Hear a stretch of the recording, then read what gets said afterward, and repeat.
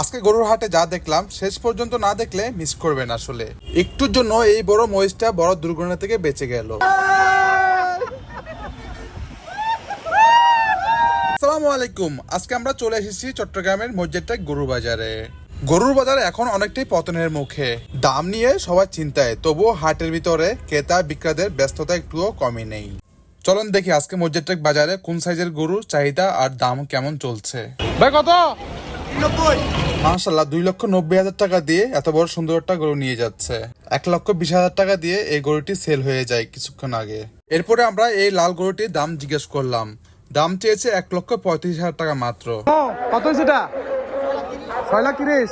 6,30,000 টাকা দিয়ে এই দানব আকারের গরুটি বিক্রি হয়ে যায়।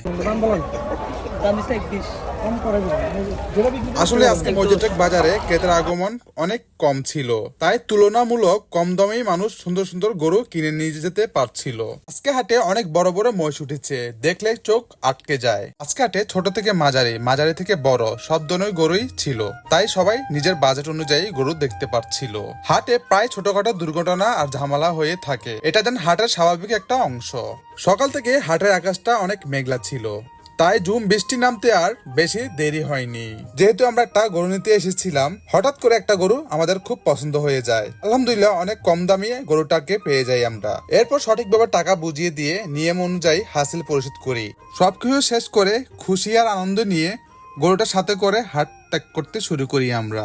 সবাই একসাথে হাসি মজা করতে করতে বাসার পথে ফিরছিলাম। সত্যি বলতে গরু কিনে বাড়ি ফেরার যে আনন্দটা, সেটা ভাষায় প্রকাশ করা যায় না।